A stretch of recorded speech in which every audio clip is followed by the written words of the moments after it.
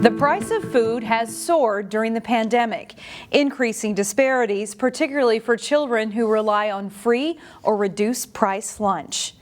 New data shows food insecurity has increased in Minnesota and across the country. That's where families lack money or resources to obtain meals. 1 in 6 children were deemed food insecure, but due to the pandemic, it increased to 1 in 4 children.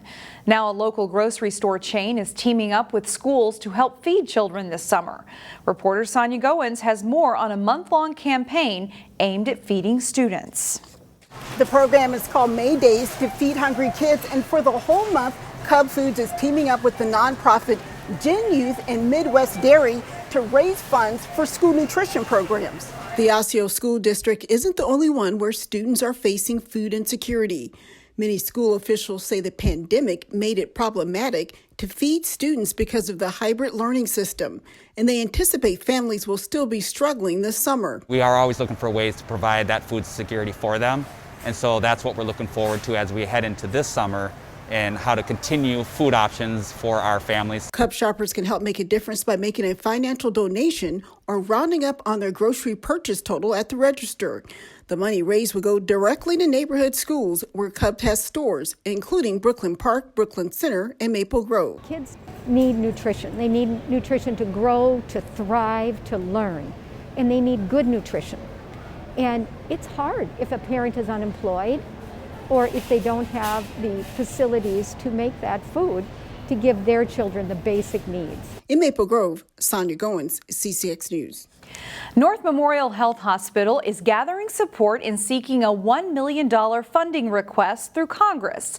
Robbinsdale City Council members are among those who indicated they will sign off on a letter in support of funding for North Memorial. The $1 million would help pay for additional negative air pressure rooms that reduce the circulation of infectious diseases such as COVID-19. Another reason for the request is the hospital saw a significant increase in uncompensated care last year. The Level 1 Trauma Center provided $35 million in care to patients who were either uninsured or unable to pay for the care they received. Also in Robbinsdale, the City Council welcomed a new restaurant while also approving a wine and Sunday sales liquor license this week. Mama LUPITA'S, located in the town center area of Robbinsdale, actually has been open for several months, but they needed an updated liquor license. Mama LUPITA'S specializes in Caribbean and Central American food, but it also serves an all-American breakfast with their best-selling breakfast items served all day. Could indoor golf simulators be this generation's version of a bowling alley? Applicants for Mulligan's Indoor Golf, which wants to come to Plymouth, compared their business model to that of a bowling alley, saying players would rent out a simulator bay for an allotted time and they could order concession stand type food and drinks too. Mulligan's Indoor Golf wants to come to 3905 Annapolis Lane. The new company hopes to be open by October. The Plymouth Planning Commission recommended approval. There's a project in the works to add more than 1,000 solar panels to land at the Hennepin County Adult Correctional Facility in Plymouth. 1,300 ground-mounted solar panels would be located south of the facility and are estimated to produce 600,000 kilowatt hours of energy per year. The panels would be non-glare and no trees would be removed in the process. The Plymouth Planning Commission recommended approval, and the council will take up the measure on May 25th. If all is approved, construction is expected to begin right away and be finished up by the end of the year. You still have time left to get tickets to a show that is part drama, part history lesson. Neil Persley explains in today's Weekend Showcase. We interrupt this regularly scheduled program for a special broadcast of the BBC Polish service.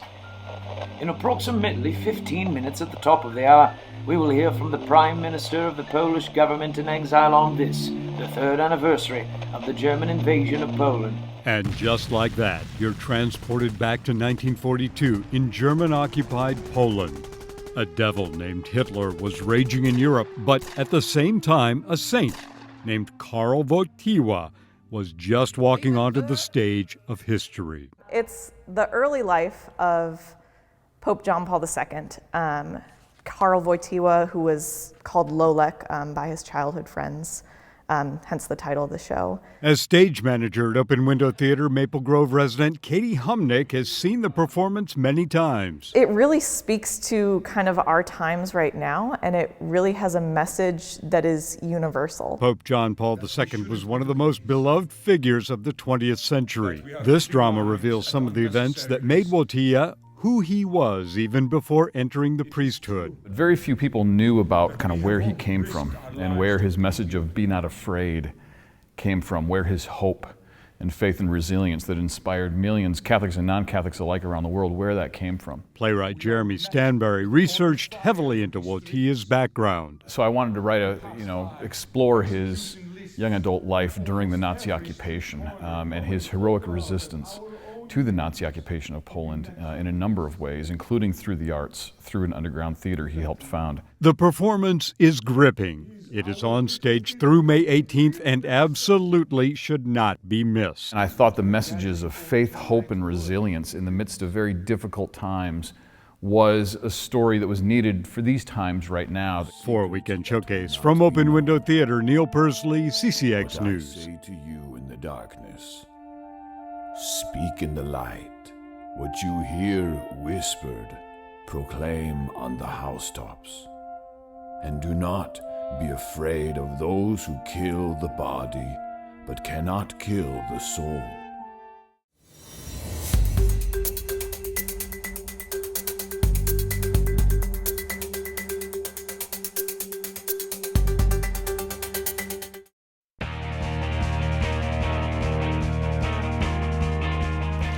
After winning just 5 games in their last season of 2019, the Armstrong girls lacrosse team has already matched that total this spring.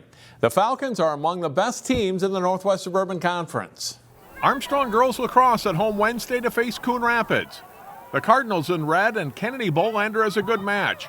She comes out from behind the Falcons' net to shoot and score. Coon Rapids is up 2-1, but it would be their final lead of the night. Good pass from the Falcons' Olivia Ojala to Ella Stanky, who shoots and scores, tying the game at 2. Jenna Hammond from behind the Coon Rapids net makes a move to get inside the Cardinals defender to score from in close. It's 4-2 Armstrong. Still in the first half, the Falcons' Ainsley Ducharme from the free position fakes the D and goes in to score to make it 6-2. Hammond strikes again here. She moves to the net quickly on this short run and scores up high into the Cardinals' net. One of 5 goals on the night for Hammond.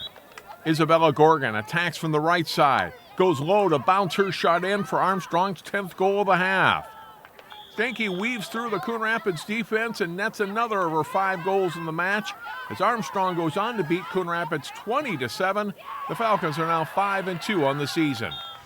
The Benilde-St. Margaret softball team is off to a good start. This week they faced a Cooper team that had quite a few early postponements due to COVID-19. Jay Wilcox has the highlights. Benilde-St. Margaret's hosting Cooper on a rainy day for Metro West Conference softball. After 2 scoreless innings, Benilde breaks out as Iris Flum delivers a base hit to left. 2-run score on the play as the Red Knights build a 3-0 lead. A couple of batters later, Michelle Doring comes through, dropping a hit into short center field. A run scores, and when the throw to third is high and sails into left field, another run comes in. The Red Knights get 5 in the frame to lead 5-0. Their pitcher, Tibby Stewart, mows down the Hawks, striking out 7 in 4 scoreless innings of work. And as a hitter, Stewart laces a hit to center that skips past the center fielder. A run scores on a double for Stewart for an 8-0 BSM lead through 4 innings. After Stewart comes out of the game, Cooper rallies. Sydney Dixon cracks a hit to left that gets to the fence. That brings 2 runs home as part of a 4-run 6th inning for the Hawks, and they pull within 8-4. But Benilde wins it on the 10-run rule as Liv Haig knocks a hit to left to score the winning run in the 6th. The Red Knights win 14-4, and they are now 8-2 this season. Jay Wilcox, CCX Sports.